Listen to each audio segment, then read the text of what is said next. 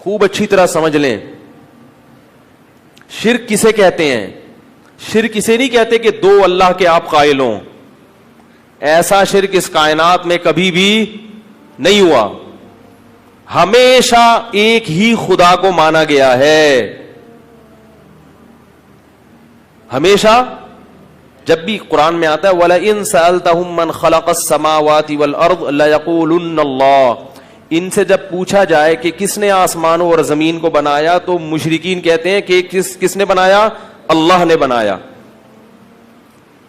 آج بھی جو مشرک ہے نا ان سے آپ پوچھیں کہ اس کائنات کا بنانے والا کون ہے تو وہ کیا کہیں گے؟ اللہ. ایک خدا ہے. کوئی گاڈ کہے گا اس کو، کوئی بھگوان کہے گا، کوئی اللہ کہے گا، لیکن مانتے کس کو ہے؟ ہندو بھی کس کو مانتا ہے کہ بنانے والا کون ہے؟ ایک. تو یہ جو شرک ہوا ہے نا، شرک یہ کس نوعیت کا ہوا ہے اس کو سمجھیں. شرک یہ ہوا ہے کہ اللہ نے سب کچھ بنایا، سارے اختیارات کس کے پاس ہیں؟ اللہ کے پاس ہیں، لیکن اللہ نے اپنی عطا سے فلاں کو بھی فلاں اختیار، بولو بھائی، دے دیا ہے. سارے نہیں، کچھ اختیار اللہ نے اس کو دے دیے ہیں، کچھ اس کو دے دیے ہیں. نہیں آ رہی بات؟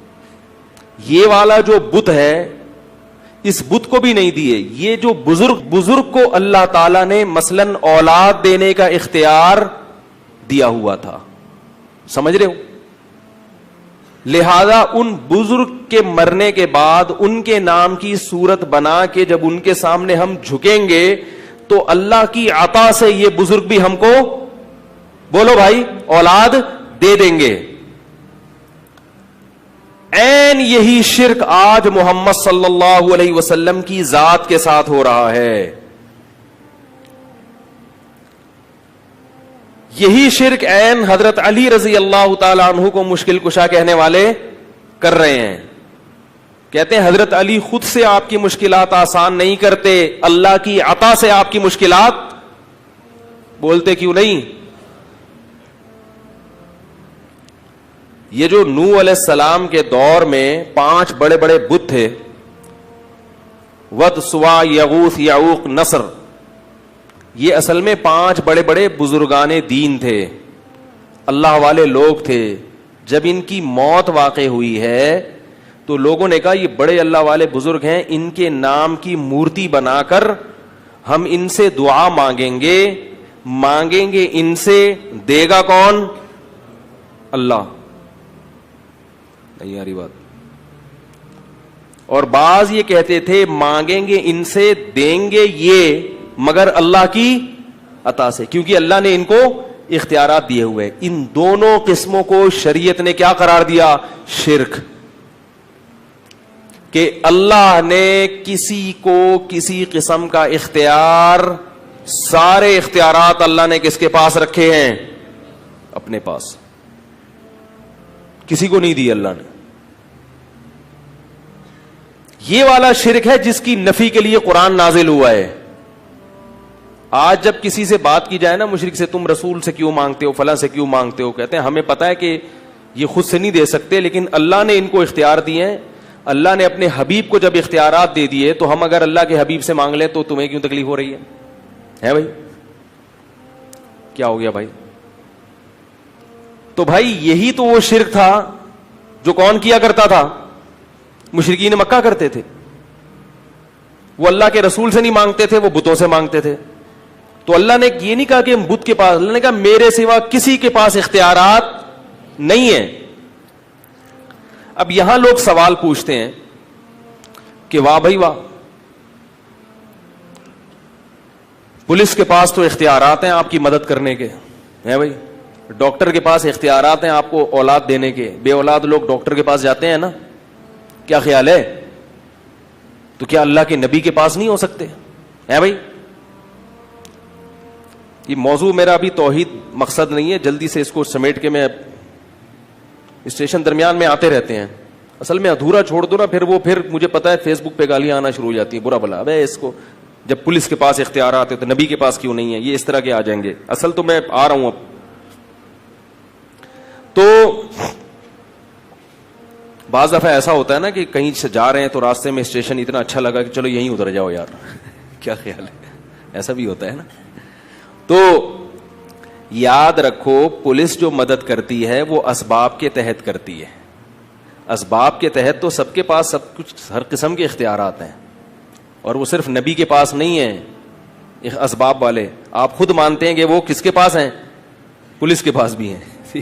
تو پھر پولیس سے معاذ اللہ پھر پولیس کو, پھر تو پولیس کا مقام بھی بہت اونچا ہو گیا نا. آپ مانتے ہیں کہ پولیس کے پاس جس قسم کے اختیارات ہیں, ہم ان اختیارات کی بحث نہیں کر رہے. ایک ہوتا ہے لاجیکلی کوئی کام کرنا, میں آپ سے پانی مانگتا ہوں تو آپ جائیں گے نلکا کھولیں گے, پوری ایک سائنٹیفک لاجک ہے نا, پانی اوپر سے نیچے آئے گا. اور ایک میں آپ سے پانی مانگتا ہوں, آپ چھو منتر کر کے بولتے ہیں بس جب چاہو آپ بارش برسات سکتے ہو, جب چاہو آپ پانی سامنے لا سکتے ہو. ایسا تو نہیں ہوتا, یہ شرک ہے.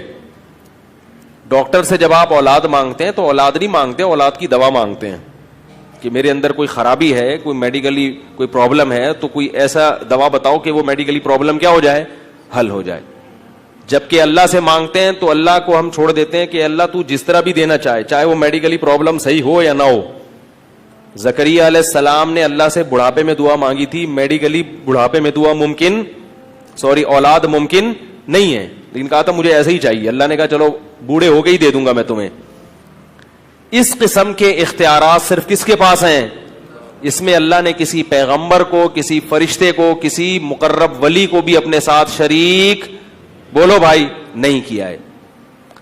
اور اگر آپ نے یاد رکھو, خوب اچھی طرح سمجھ لیں, اللہ شرک کے معاملے میں بہت حساس ہے, کیونکہ یہ غیرت کا معاملہ ہے. مانگنا صرف کس سے ہے؟ اللہ سے. اگر آپ نے اللہ کے سوا کسی اور سے مانگنا شروع کر دیا اور وہ اسباب سے ہٹ کے مانگنا ہو,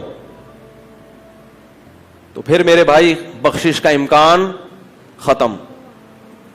اللہ کا واسطہ دے کے کہتا ہوں کہ مزاروں پہ جانا بولو بھائی بند کر دو. کچھ بھی نہیں رکھا مزاروں پہ, کچھ بھی نہیں ہے. میں جب سفر پہ جاتا ہوں نا تو پھر ایک ٹیلی فون کے ذریعے, اور ٹیلی فون سے بھی زیادہ سفر میں لوگوں کا پتہ چلتا ہے. ایک مرتبہ میں پنجاب سے آ رہا تھا بائی ٹرین, تو اسٹیشن پہ ہم بیٹھ گئے ٹرین کے انتظار میں. تو ایک پڑھا لکھا لڑکا میرے ساتھ آگے بیٹھ گیا, لگ رہا تھا شکل سے لباس سے پڑھا لکھا ہے. گپ شپ شروع ہو گئی. میں نے کہا کدھر کی روانگی؟ کہہ رہے کراچی جا رہا ہوں. میں نے کہا کہاں؟ کہہ رہے وہ عبداللہ شاہ غازی کے مزار پہ. میں نے کہا شکل سے تو پڑھے لکھے لگ رہے ہو یار.